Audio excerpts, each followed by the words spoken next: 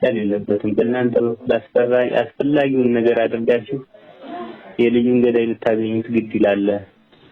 አለበለዚያ እስከ ክልል ድረስ ሄጄ እኔ ያለውን ሁኔታ እንዴት እንደሆነ ላሳውቅ ግድ እገደዳለሁ ብለው አይ በቃ እኔ እንደው ዝም ብዬ ሁኔታውን ካየው በኋላ እስከ ክልሉ ድረስ ሄጄ በራሳቸው ተጽዕኖ ፈጥረው ዋናው የምንፈልገው ጉዳዩ ፍሬ እንዲያፈራ አይደለ?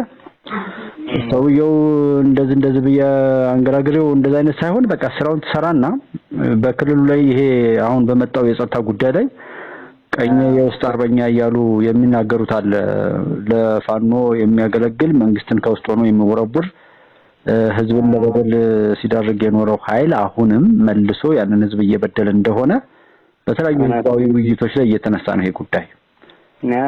ስለዚህ ይሄ ነገር ባለበት ላይ ጭራሽ እንዲህ አይነት ነገር ነውር ሲፈጸም በማን ያላከኩታል? የደጀን ከተማን ፋኖ አልያዘውም፣ ማንም አልገባም። ይብሪፍ እንግዲህ ተገም እንደዛ ነው ያለ።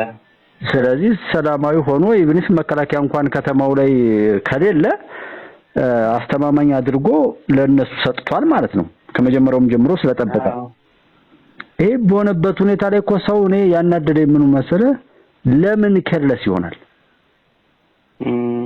ለምንድን ነው እንደዛ መዘናጋትና ማዘናጋት ይፈልጋል? ለምንድን ነው ነገሩን ትኩረት ሊሰጠው ያልፈለገ? ይሄ እንኳን የፖሊስ አባል 8 ዓመት የሰራ ይቅርና ማንኛውም ዜጋ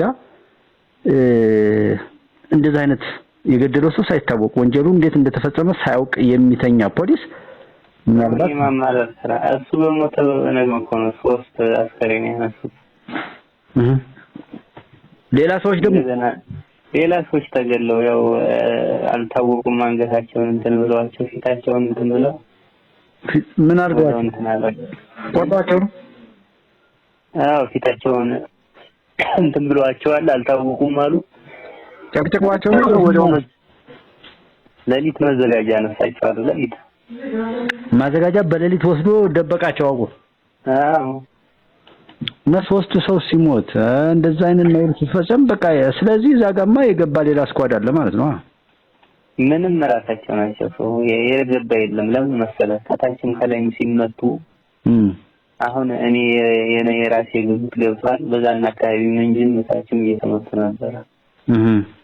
ሲመቱ በሚመቱበት ሰዓት እዚህ ከተማ አለ መረጃ ለምሳሌ ነከሌ ሚሊሻ ነበሩ፣ ነከሌ ፖሊስ ነበሩ። እነዚህ ሰዎች ታልቀሩ እኛ መመታታችን ይቀጥላል የሚል የራሳቸው ሐሳብ ይኖራል ብዬ ስለማስብ ነው።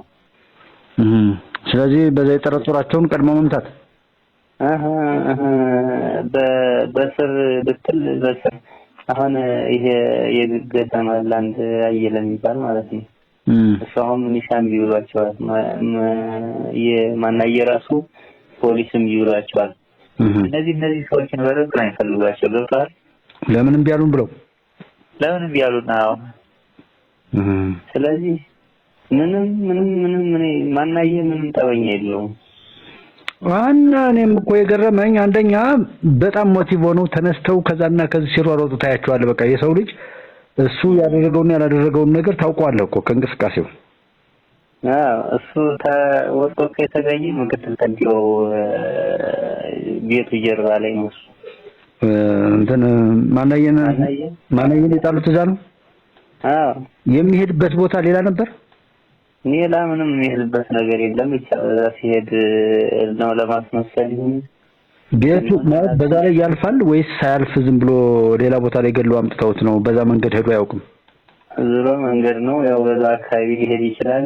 ቤቱ እኮ 2 ሰዓት የሚገርም ነገር እዚህ ቤቱ ላይ ቴክኒክና ሙያው በላይ ነው።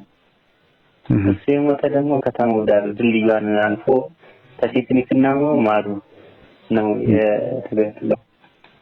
እና ያ ሲሆን ወደውም የሰማም ያነሳውም የለም። በቃ አድሮ ነው የተገኘው።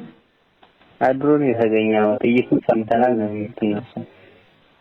እና አንተ ወደው ደርሰህ ቸክ አድርገሃል? አሁን የተመታበትን ስንት ጥይት እንደምን እንደዚህ ቸክ አንድ ጥይት ነው የተመታ። ያው ጥይቱን አለመስማቴ ነው እንጂ በሰማ ነው ሄድ ነበር ወደ አንድ ጥይት ታዲያ ወይ ይዘው ካልመቱት በስተቀር እንዴት በአንድ ጥይት ተጠግተው ነው በደንብ ነው የመቱት እንጂ በአንድ ጥይት ቢያንስ ደፈጣ እንኳን ያደረገ ቢሆን 2-3 ጥይት ይተኩሳል እንደገና ወይ ምንም ነው ጥይቷም ደስ ነው ያለች አሉ። አንድ ጥይት ናት ተጠግቶ ነው የመታው። የወጣበት የገባበት አለ። ምኑ ነው የመታው? ደረቱ ላይ ነው የመቱት። ከኋላ ነው የመቱት እና ሳምባው ላይ ነው በቃ። አንድ ጥይት ለመሞት እንደዛ እንትን አይደለም። የተሰሰደም የለም ምንም ነገር የለም። ስለዚህ በጨበጣ ነው ማለት ነው ይሄ ነገር የተፈጸመው። ከቤትም ከገዛ ቤቱም ቢሆንና ሂድ ብለው አስገድደው ሲወስዱት ምናልባት አንጃዛ ሲፈጠር ይመስልም ይችላል አይታወቅም። በጎረቤት በምናምን ያለው ሰው ምንም አልተናገረም።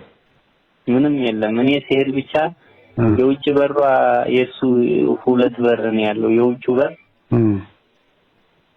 የውጭ በር ቁልፉ ወደ ውስጥ ገብቷል እና ዝም ብሎ ተገብቷል። ታውቃለህ? ቤቱ ደርሶ ነበር ማለት ነው። እኔ እንጃ ቤት ሄጄ ቁልፉን ከፍቼ ምናምን አይቼ ነው ተመልሼ የመጣው። ሌላ ሰው አብሮት የለም ማለት? ምንም የለም፣ ብቻውን ነው ያለው። እና እንደዛ ከሆነ ቤቱን ማን እንደዛ ገበብ ያደርገው ሊከፍተው ይችላል?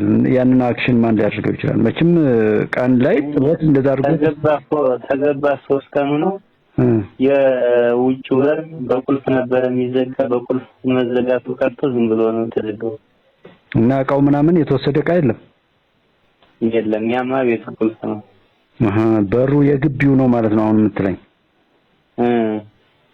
ስለዚህ ግቢው አካባቢ ላይ ሲደርስ ወይ ተከትለውት ከዛ በኋላ ነው ወይ ደግሞ ባዶም ስለሆነ ምናልባት እንደዛም ሊሆን ይችላል። ወይንም ደግሞ መንገድ ላይ አግኝተውት ወደዛ ሄድ ብለውም ሊሆን ይችላል። እንጃ ብቻ